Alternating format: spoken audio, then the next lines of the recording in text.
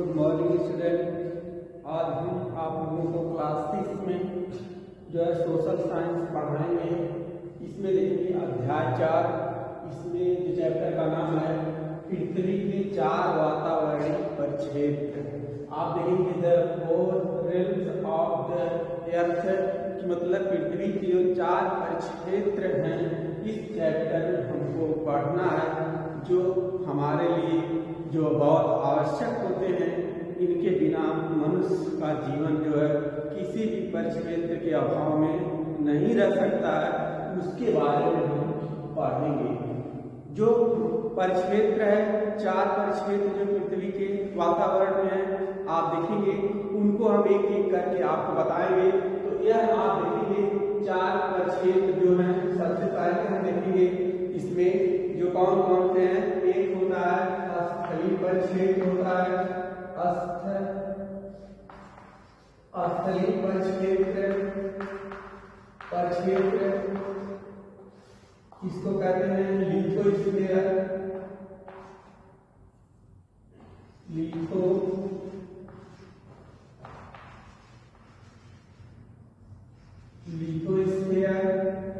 अब आप देखेंगे दूसरा जो होता है स्थलीय परिक्षेत्र हो गया।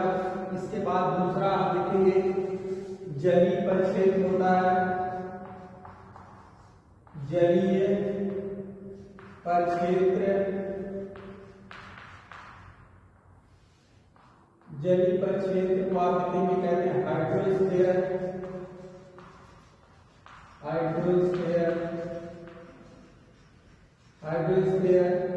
इसके बाद आप देखेंगे तीसरा जो होता है वातावरणीय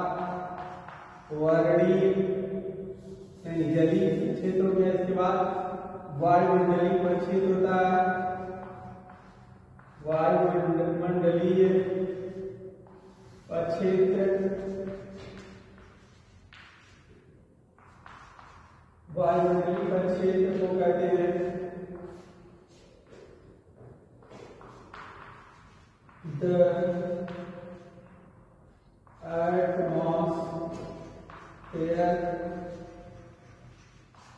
the atmosphere वायुमंडलीय परिक्षेत्र हो गया।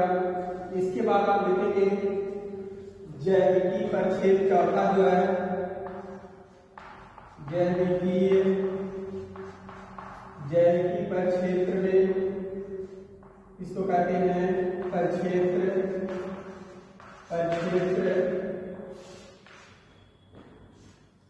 बायोस्फीयर,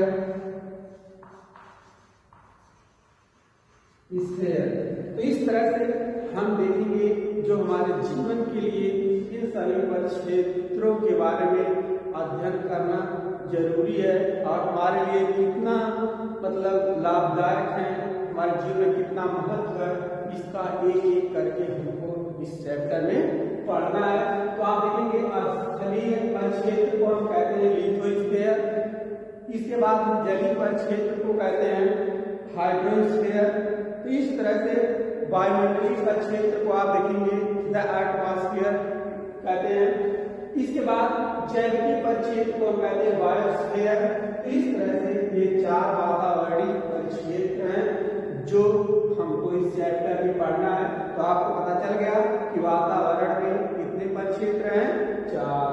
इसमें स्थलीय परिक्षेत्र, जलीय परिक्षेत्र, वायुमंडलीय परिक्षेत्र और कितना होता है जैविकीय परिक्षेत्र। इसके बारे में हमने आपको बताया। अब हम एक एक करके हर एक परिक्षेत्र का जो अध्ययन करेंगे। इसमें आप देखेंगे स्थलीय परिक्षेत्र और देखेंगे स्थलीय परिक्षेत्र किसे कहते हैं। तो यह आप देखेंगे जो लिथोस्फीयर है, जो लिथोस्फीयर आप देखेंगे लिथोस्फीयर यानी लिथोस्फीयर जो है स्फीयर, यह आप देखेंगे ग्रीक भाषा के लिथोस्फीयर जो है ग्रीक भाषा के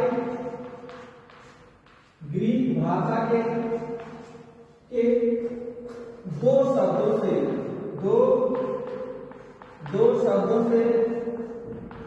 शब्दों से मिलकर बना मिलकर बना। दो शब्दों ग्रीक भाषा लिथोस्फीयर ग्रीक भाषा के दो शब्दों से मिलकर बना है। आप देखेंगे लिथो लिथो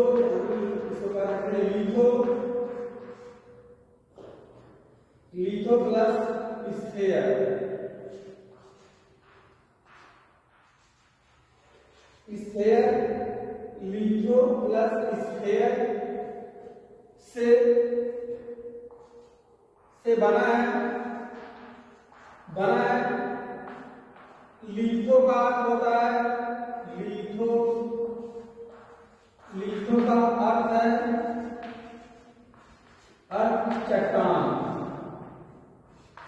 चट्टान या पत्थर भी कह सकते हैं, चट्टान या पत्थर। तथा स्फीयर का अर्थ आप देखेंगे, स्फीयर का अर्थ होता है क्षेत्र, संबंधित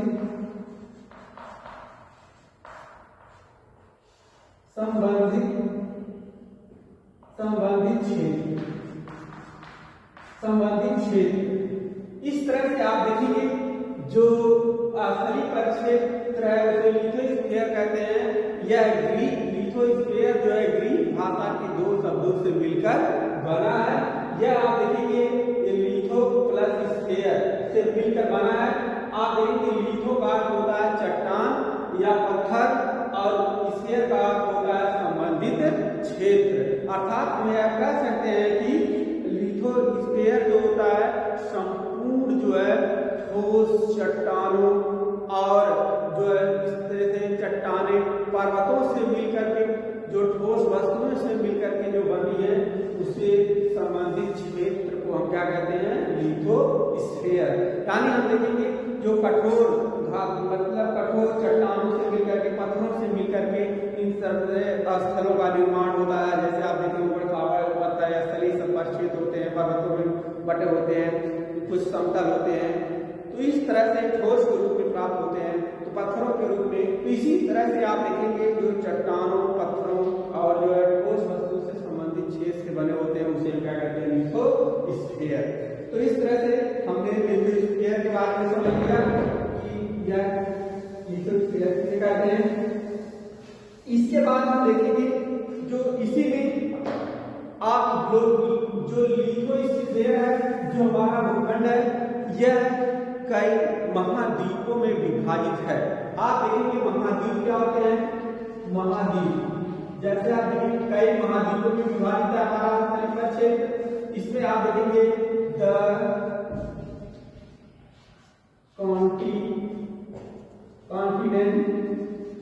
कॉन्टिनेंट क्या होते हैं, कॉन्टिनेंट जो महाद्वीप होते हैं। महाद्वीप किसे कहते हैं अगर आप क्वेश्चन पूछे, महाद्वीप पृथ्वी का वह बड़ा भूभाग। आप देखेंगे पृथ्वी का वह बड़ा भूभाग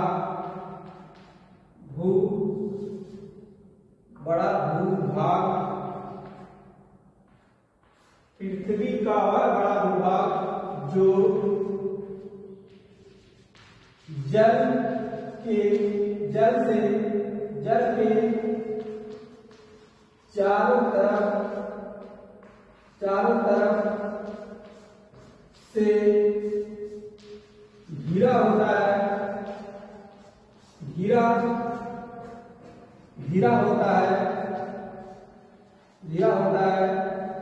उसे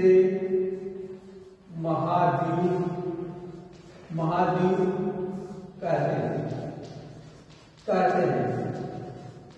कहते हैं। जैसे पृथ्वी का वह बड़ा भूभाग जो जल के चारों तरफ से घिरा होता है उसे हम क्या कहते हैं, महाद्वीप।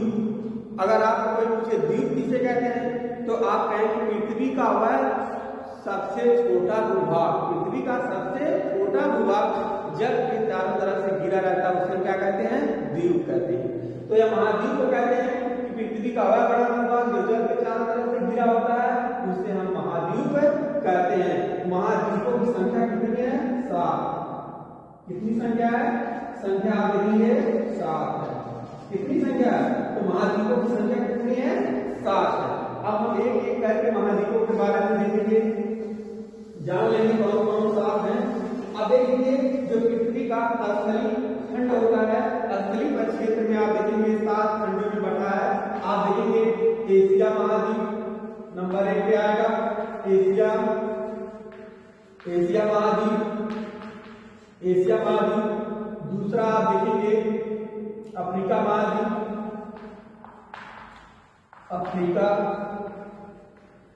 अफ्रीका महाद्वीप। तीसरा आप देखेंगे जो है यूरोप महाद्वीप।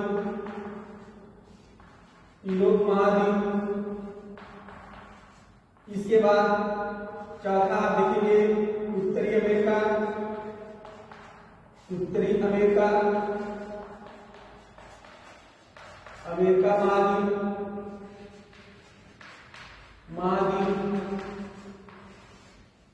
महाद्वीप। पांचवा आप देखेंगे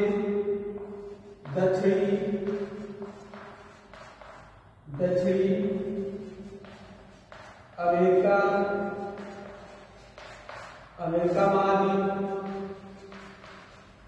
महाद्वीप। और छठवां देखेंगे अंटार्कटिका महाद्वीप।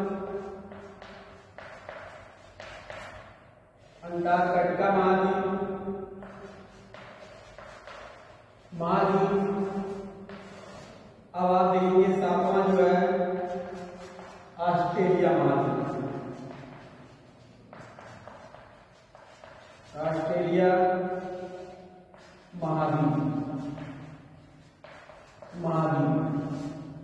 तो इस तरह से आप देखेंगे यह 7 महाद्वीप है कि स्थलीय परिक्षेत्र में पहला जो है एशिया महाद्वीप, एशिया कॉन्टिनेंट।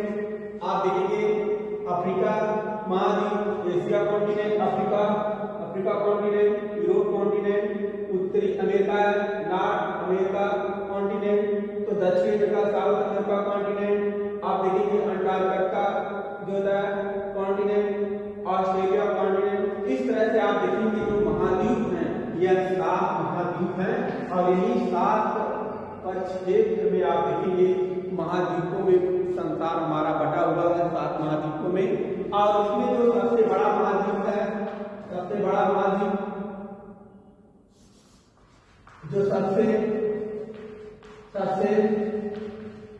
बड़ा महाद्वीप जो है एशिया महाद्वीप है। सबसे बड़ा महाद्वीप एशिया महाद्वीप। सबसे छोटा महाद्वीप जो है सबसे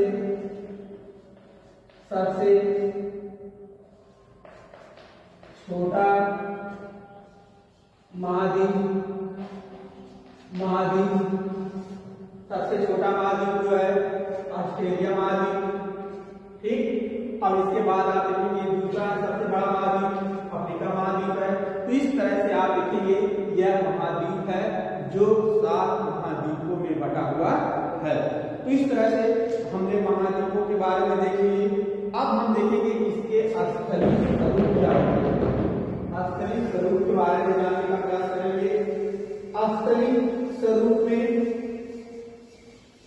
यह देखेंगे इसका जो स्थलीय स्वरूप होता है यह भी जो है विभिन्न प्रकार के होता है। स्थलीय स्वरूप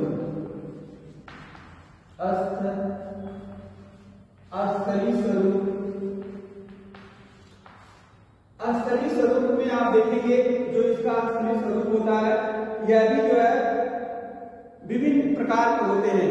आप इनमें विभिन्न प्रकार में आप देखेंगे जैसे विभिन्न प्रकार के होते हैं। इसमें आप देखेंगे कितने प्रकार के होते हैं? विभिन्न प्रकार के जो स्थलीय स्वरूप होते हैं। स्थलीय स्वरूप क्या होते हैं? विभिन्न प्रकार के हैं। नंबर 1 आप देखेंगे पर्वत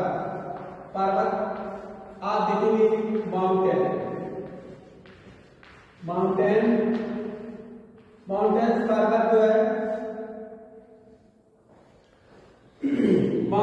पर्वत जो है इसके बारे में हम देखेंगे कि पर्वत किसे कहते हैं। अब आगे पर्वत किसे कहते हैं आप देखेंगे पर्वत का वह बड़ा भूभाग यानी वह बड़ा भूभाग जो अपने चारों तरफ के परिच्छेद से आप देखेंगे ऊंचा उठा होता है। क्या होता है? साधारण स्तर पर आप देखेंगे सबसे अधिक ऊंचा उठा होता है, उसी को हम क्या कहते हैं? उसको पर्वत कहते हैं। जैसे वह पृथ्वी का वह क्षेत्र जो आप देखेंगे स्थल स्तर से बहुत ज्यादा ऊंचा उठा होता है, उसी को हम कहते हैं पर्वत कहते हैं। आप देखते हैं वह, और उसमें जो है कुछ ढाल लिए होता है, कुछ ऊंची ऊंची चोटियों में होता है, इसी को हम कहते हैं पर्वत।